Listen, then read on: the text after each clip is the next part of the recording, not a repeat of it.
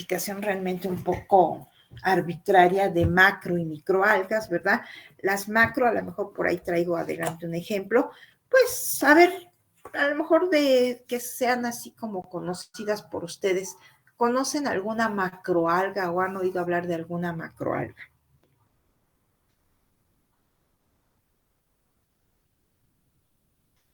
¿No han comido nunca sushi?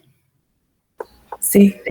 Y eso que está envueltito así, las que tienen, porque hay muchos tipos de sushi, ¿verdad? Y hay unos ya totalmente mexicanizados, hasta con chile y no sé qué tanto le ponen al disque sushi, pero esa cosita con la que están hechos es una macroalga, ¿no? Entonces, hay macroalgas y seguramente han oído ya del problema que hay en el Caribe por sargazo. ¿Sí lo han escuchado esto?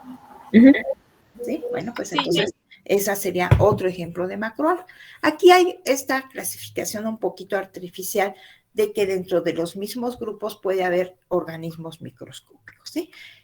Cuando hablemos de biotecnología de microalgas, pues vamos, eso también, o de algas, realmente estamos hablando de una clasificación un poquito artificial en donde estamos englobando estos microorganismos, tanto cianobacterias como microalgas, y las juntamos y se trabajan igual, pues porque son microorganismos fotosintéticos que podemos, desde el punto de vista tecnológico, biotecnológico, trabajar con ellos, ¿no? Entonces, pues vamos a ver estos grupos o estudiar qué se hace con estos grupos, pero también vamos a ver plantas, o sea, en general la biotecnología con plantas, ¿verdad? Entonces serían los organismos que vamos a estudiar durante el curso. Bueno, no voy a meterme en clasificación, ¿verdad? A pesar de que soy bióloga, no, a mí tampoco me gusta la taxonomía y no me voy a meter en clasificación, pero bueno, hay muchas clasificaciones y esta es una de las más antiguas que precisamente la hizo Linneo, que fue uno de los primeras gentes que trabajaron con esto, pues a lo mejor por ahí la oyeron alguna vez, del reino animal y el reino vegetal. Y en el reino vegetal estábamos todas aquellas cosas que parecían plantas, estaban pues obviamente las plantas, estaban hasta los hongos, estaban también las algas, ahora ya están en otro grupo, y bueno, esta se conservó durante muchos años así. Mucho más reciente es esta clasificación de los 5 reinos, que seguramente ustedes ya la revisaron en algún curso anterior, ¿verdad? Y fíjense, están los 5 reinos, serían monera, protistas o protoctistas, plantas, animales y hongos. Y aquí les señalo que en este curso, pues vamos a trabajar con un grupo del reino monera, las bacterias estarían las cianobacterias estarían en el reino monera, en el reino protoctista estarían las algas, ¿verdad? Todas las algas, y en el reino planta estarían pues todas las plantas superiores, todas las que vamos a... Entonces estos dos pues, no les vamos a hacer mucho caso. Entonces vamos a trabajar con estos 3 reinos, ¿verdad? Entonces sería la clasificación de los 5 reinos, ¿verdad? Bueno. También seguramente esta clasificación ya la revisaron ustedes en algún otro curso, es la famosa clasificación de Carl Guth, que es relativamente reciente, ¿verdad? De dominios, ¿verdad? En donde tenemos a 2 dominios en donde encontramos procariotes, que son el dominio arquea y el dominio bacteria, y un dominio donde están todos los eucariotes, ¿verdad? El dominio eucaria. Entonces nosotros vamos a trabajar con organismos que están dentro del dominio bacteria, que serían las cianobacterias, y que están dentro del dominio eucaria, que serían las algas y las plantas. Sin irnos más allá de clasificación, simplemente para recordar un poquito estas terminologías que seguramente ya revisaron en algún curso anterior. Y bueno, vamos a tratar de describir rápidamente algunos de estos organismos, ¿verdad?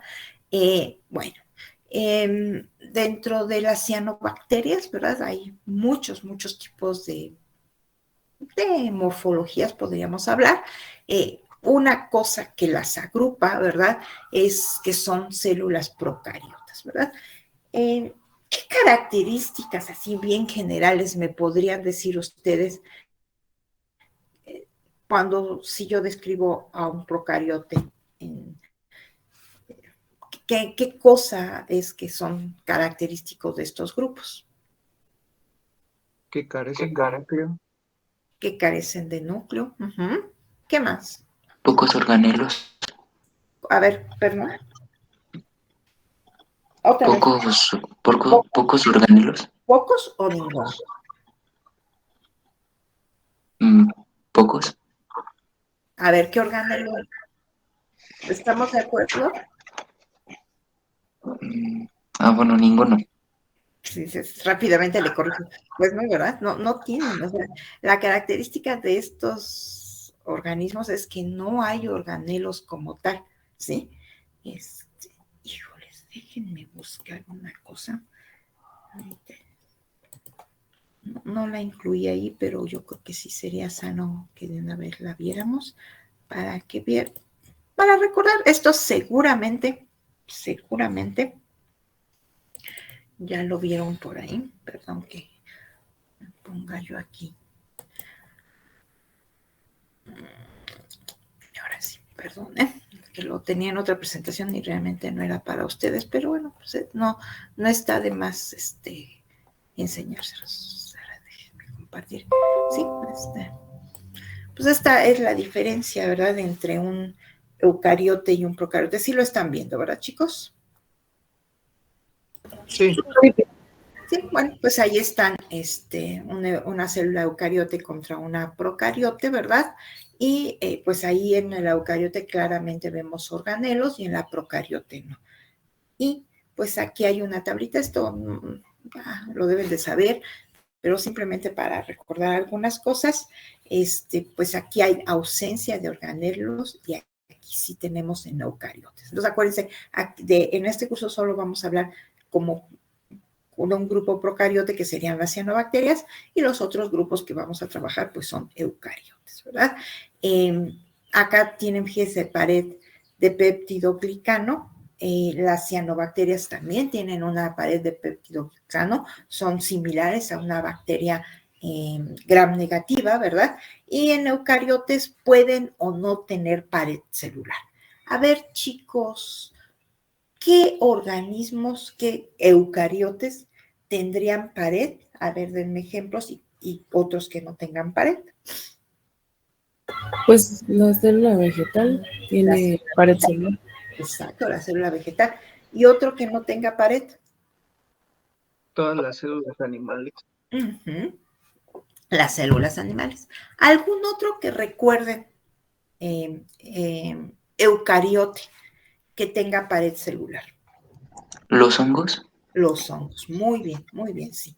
Bueno, y les puse esta presentación para que vean cómo es la estructura de las cianobacterias. Fíjense, las cianobacterias pues tienen aquí su pared, tienen una cápsula gelatinosa, muchos tienen una como una cápsula se llama, puede tener diferentes nombres, un mucílago que está rodeando y que los protege, tiene una pared celular, obviamente una membrana, y tienen una serie de membranas internas, ¿sí?, en donde están acomodados los pigmentos fotosintéticos. A estas membranas internas donde se hace fotosíntesis se les mal llama, porque realmente no deberían de llamarse así, como tilacoides. En algunos libros les llaman tilacoides, pero no son tilacoides como tal, ¿verdad?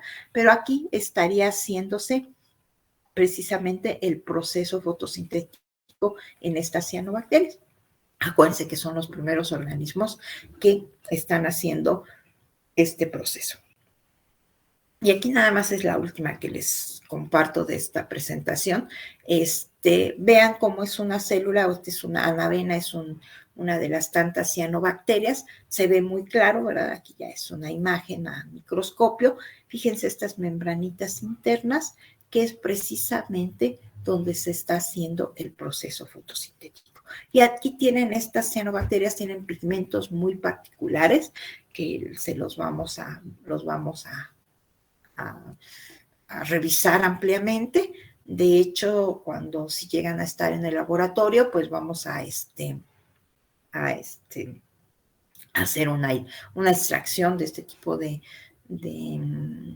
pigmentos y vamos a platicar de todas las características, tanto bioquímicas y también sus usos, ¿no? Es muy importante. Hasta aquí les dejo de compartir esta presentación. Nada más era para que quería que vieran cómo era esta célula, ¿sí? Y ahora sí me regreso a la otra presentación. Sí, bueno, pues esa es esas células procariotes de cianobacterias. Ojo, chicos, pueden ser unicelulares como estas. Aquí están agrupadas por un mucílago. Este es un ejemplo de una microcistis. Microcistis es una cianobacteria, pues no es la que quisiéramos presumir mucho porque es la que causa los famosos blooms o florecimientos en aguas que tienen un exceso de nutrientes y que causan mucho problema en esos sitios porque muchas de ellas tienen toxinas, ¿no? Algunas son, por ejemplo, neurotoxinas o hepatotoxinas, ¿no? Entonces, sí hay un estudio muy grande sobre ellas, pero pues porque causan muchos problemas en cuerpos de agua. Bueno, pero aquí sería, fíjense esta celulita, ojalá que la alcancen a ver, y si no, cuando les mande la presentación, y se ve ahí como hay como inclusiones, como puntitos adentro, no hay organelos como tal. Y estos dos son dos ejemplos de cianobacterias muy conocidas. Anavena, esta anavena es muy interesante porque tiene esta célula, que es una célula que se conoce como heterocisto, que tiene la capacidad de fijar nitrógeno atmosférico y que se usa como biofertilizante. Este es este ejemplo. Y esta otra que tiene forma de resortito, ¿verdad? Que es el género actual es Arthrospira, pero seguramente ustedes la conocen como, ¿cómo se llama? Como espirulina, no sé si la han oído o la han visto que la venden mucho como suplemento alimenticio. Sí, ¿Sí?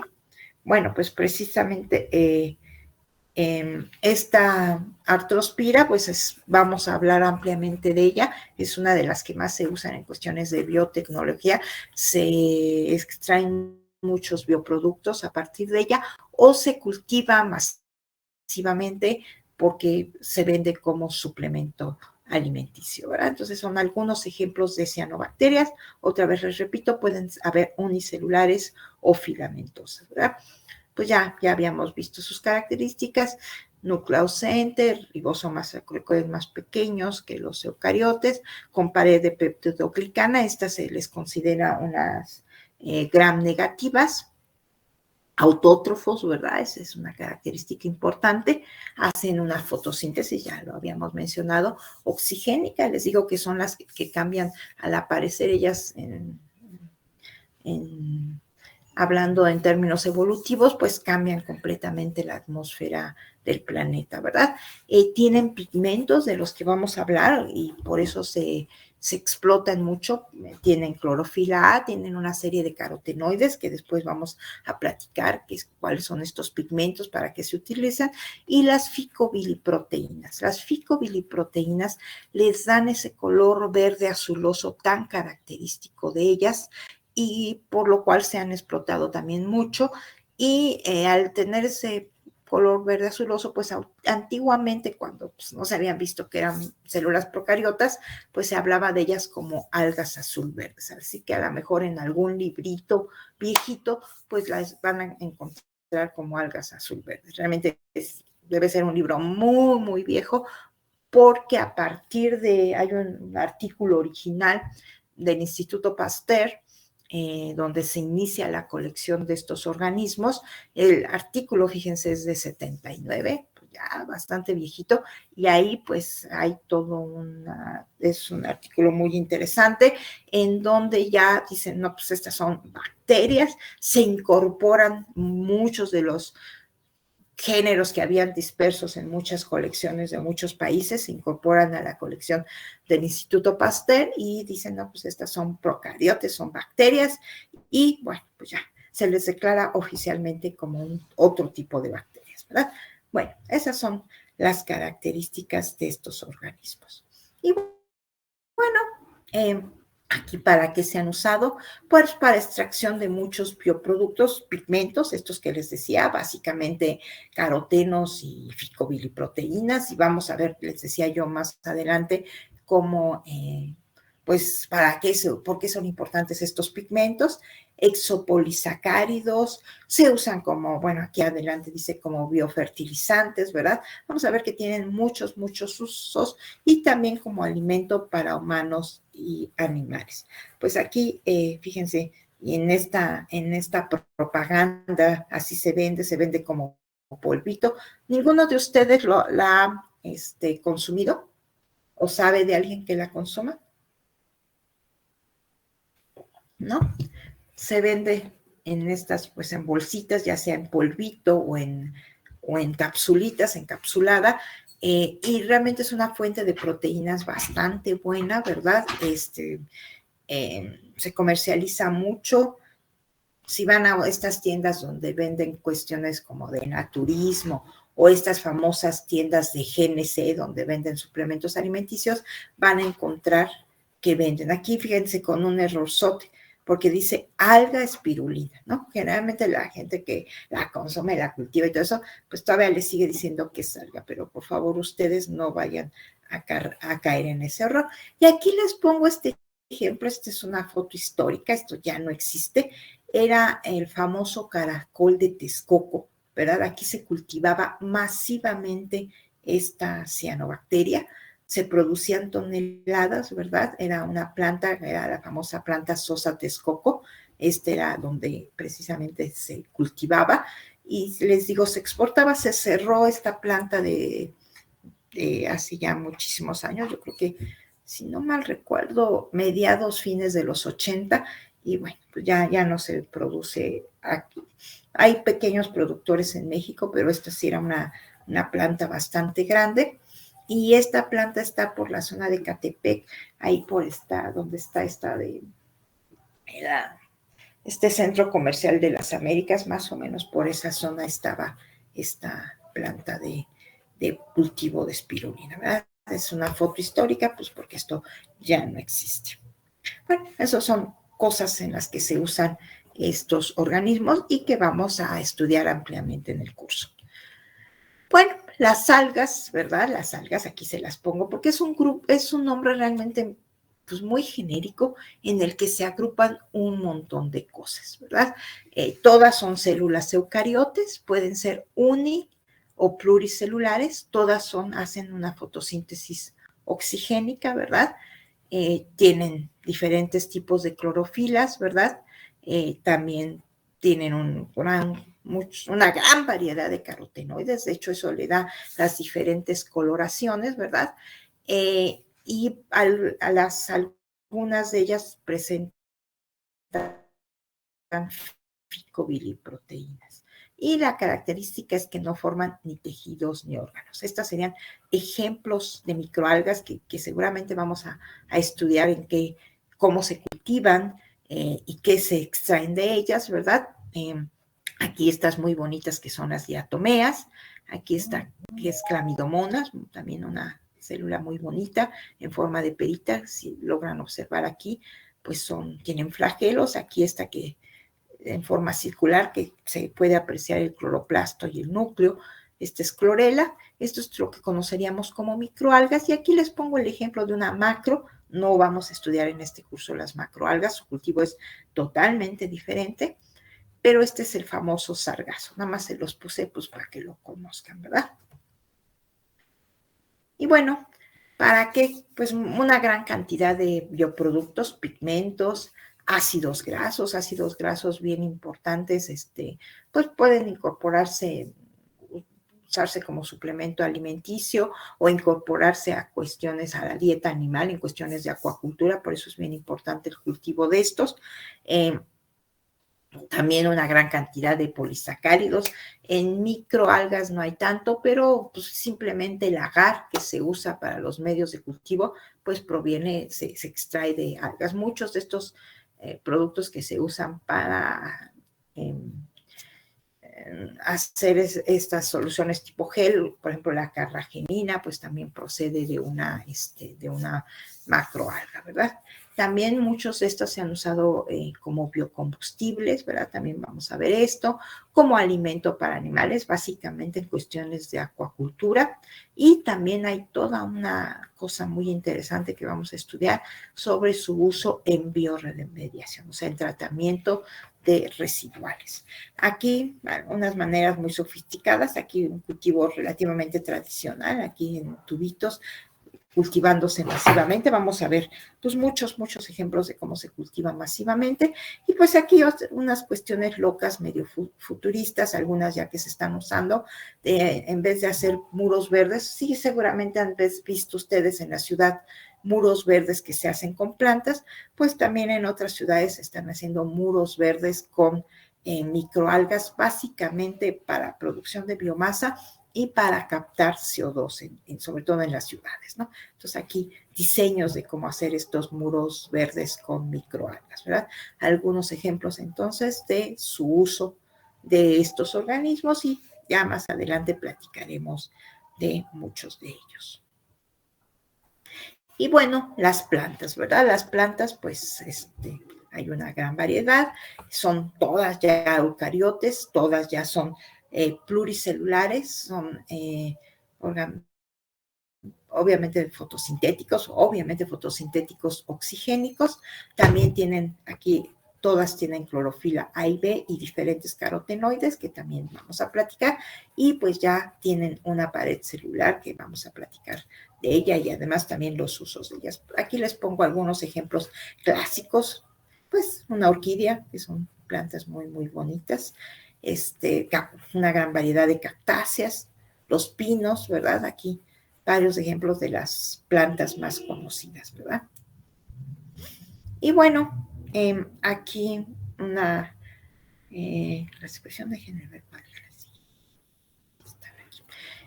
No sin afán de que nos aprendamos mucho, aquí está, todas ellas están en el reino planta, hay diferentes divisiones, ¿verdad? Y ahorita vamos a ver estas para que las identifiquen. Realmente todo el curso, yo creo que el 90% de lo que se hace con biotecnología de plantas, pues se hace con plantas con semillas, que serían las que conocemos como angiospermas o magnoliofitas, y hay dos grandes grupos que se conocen como mono y dicotiledóneas. No me voy a meter demasiado en esto, se los dejaré para el laboratorio, para que ahí pues aprendan a distinguir unos y otros, básicamente porque muchas veces cuando estamos revisando algún artículo, pues a lo mejor nos hablan de mono o dicotiledóneas, o a lo mejor también cuando estamos hablando de transformación genética de plantas, voy a decir, bueno, este método se usa más para dicotiledóneas y no funciona en monocotiledóneas, y pues ustedes después puedan medio recordar cuáles son unas y las otras. No me voy a meter demasiado en clasificación. Aquí pues nada más para que vean los grupos de plantas, que serían las briofitas o musgos. Estos seguramente los conocen, cuando hemos ido a bosques, pues conocemos estos ejemplos, ¿verdad? Bueno, pues ahí se los dejo. No vamos a hablar ya más en el curso, pues que conozcan esto. Tampoco para biotecnología se trabaja demasiado los helechos, este es el grupo Pteridófita, pero pues seguramente los han visto, los tenemos en las casas, se usan mucho de ornato, ¿verdad? Y aquí también, pues el otro grupo que también se consideran, todas estas son plantas todavía sin semillas, plantas estas dos que todavía no tienen tejidos muy bien conocidos. Aquí ya hay tejidos más evolucionados, que son todos los pinos. Este sería el otro grupo de plantas. También hay algo de biotecnología con pinos, no demasiado, ¿verdad? Y bueno, ya aquí la parte de plantas con semillas, ¿verdad? Estos son los dos grupos, los dos grandes grupos que vamos a estudiar. Son las plantas que conocemos como monocotiledóneas, ¿sí? Y uno de los ejemplos clásicos es el maíz, y el otro grupo de dicotiledóneas que sería el frijol, ¿sí? Vamos a ver, déjenme ver qué. Creo que le vamos a dejar hasta aquí, chicos. Déjenme ver.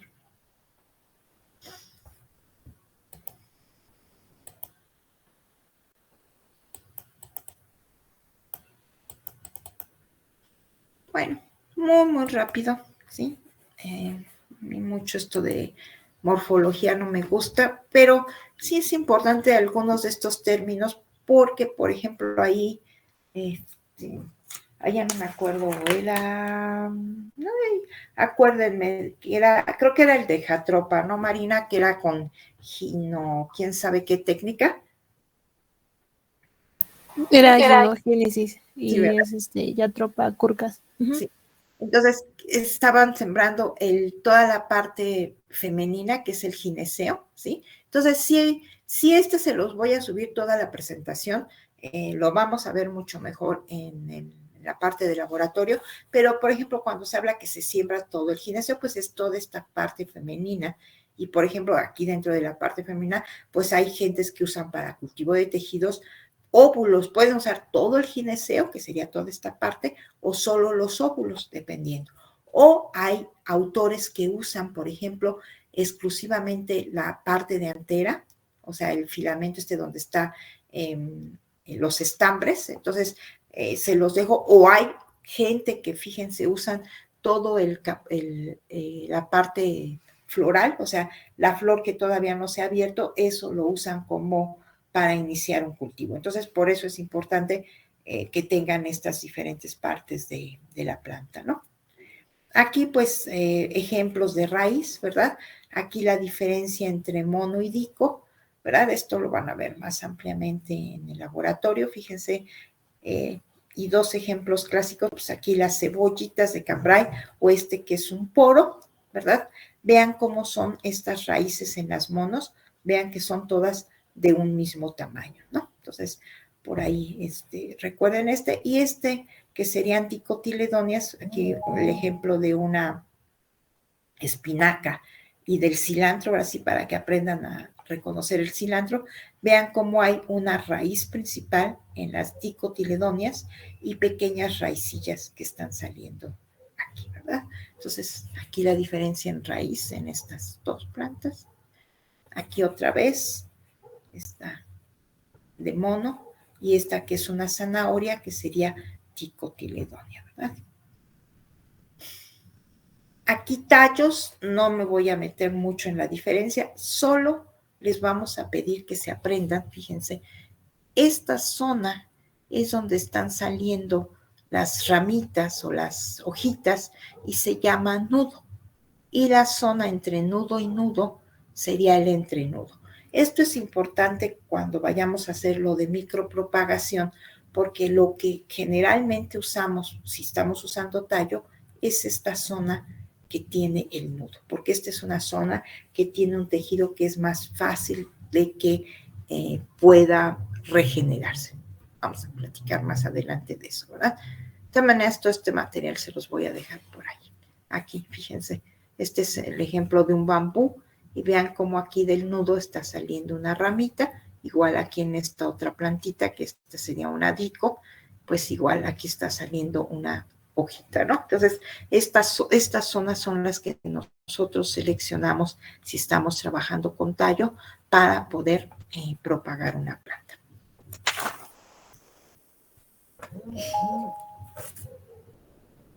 Aquí algunos tallos modificados, ¿verdad? Aquí tenemos pues las papas, que sería un tallo modificado. Que no sé, seguramente si lo conocen, es el jengibre, que es otro tallo modificado. Y que sería pues como una cebolla, que es un bulbo, ¿verdad? Y las hojas, ¿verdad? Aquí tenemos hojas de monocotiledóneas, que serían con nervaduras paralelas, ¿verdad? Y yo siempre les digo, pues ahora que fue el día de la Candelaria, que a lo mejor comieron tamales en su casa, pues bien, ven, la hoja que envuelve a los tamales, pues es una hoja de maíz, que es una monocotiledonia, y ustedes pueden, a lo mejor les puedo dejar hasta de tarea que se coman un tamal y vean la hoja que los envuelve, un tamal tradicional, no de los otros que están no de los oaxaqueños que están envueltos en hoja de plátano, porque es más fácil verlas aquí. Vean cómo están las nervaduras paralelas. Esta sería una mono. Y esta sería una dico, que son nervaduras ramificadas. Vean diferentes ejemplos de hojas de dico, acelga, cale, que está medio de moda, pero vean cómo hay una nervadura central y muchas ramificaciones, a diferencia de esta que todas están paralelas, ¿sí? Bueno, la semilla que tenemos en la dicotiledonia, obviamente pues dos partes en esta semilla, que sería un frijolito, ¿verdad? Y aquí una de un maíz. Aquí pues esto lo hemos visto mucho. Por ejemplo, si ponen a remojar en su casa frijoles, pues es muy común que a veces se le caiga la cubiertita y podamos ver este frijol, ¿verdad? O si no, también les puedo dejar de tarea que se coman unos cacahuates, y ahí podemos ver que también es otra dicotiledón. Está formada por estos dos cotiledones. Y el maíz, ¿verdad? Pues es un solo cotiledón, ¿sí? Seguramente han visto pues la semilla de maíz y está formada por un solo cotiledón, ¿sí? Por ahí les voy a dejar esta presentación para que la tengan. Esto lo vamos a volver a ver ampliamente en el laboratorio, chicos, no se preocupen, no, se los di súper rápido, realmente nada más es para empezar a ver esto, pero realmente lo que quería era que vieran los diferentes tipos de organismos que vamos a usar, cómo se usan todos estos en biotecnología, y bueno, vamos a empezar a ver un poquito de clasificación. Realmente lo único que vemos de clasificación y que sí les vamos a pedir que se aprendan es que distingan entre mono y dico. En el laboratorio, el próximo viernes, en la practiquita que tenemos preparada para ver la distancia, pues van ustedes a reconocer diferentes plantas, y vamos a poner fotos y ustedes van a tratar de reconocer todas las mono y las dico. Y les decía, para mí es importante que las reconozcan, porque muchas veces, les digo, ponemos ejemplos, bueno, esta técnica se usa con dico, se usa con mono, o algo así, y entonces, pues para que ustedes sepan, o a lo mejor hay bacterias que solo establecen relaciones con dicotiledóneas, o bacterias que solo establecen relaciones con monocotiledóneas, y que ustedes recuerden esto. ¿Alguna pregunta hasta aquí o comentario, chicos? No, profesor. Bueno, vamos a dejar la clase hasta aquí el día de hoy. Por ahí les subo la presentación para que la tengan de material de referencia. De todas maneras, esto seguramente lo vamos a volver a ver en la práctica del próximo viernes. Y pues si no tienen ninguna duda o comentario adicional, pues que tengan muy buen fin de semana. Recuerden que es un fin de semana largo. El lunes no tenemos clase. Bueno, de todas maneras nosotros no tendríamos clase, pero pues no hay clase en ninguna materia. Así que descansen, váyanse preparando, porque pues ya, ahora sí ya vamos a empezar con todo la próxima semana. Si no tienen más, pues lo dejamos hasta aquí y nos vemos el próximo miércoles. Sí, profe, muchas gracias. Hasta luego. Gracias. Hasta luego. Hasta luego. Gracias, hasta luego.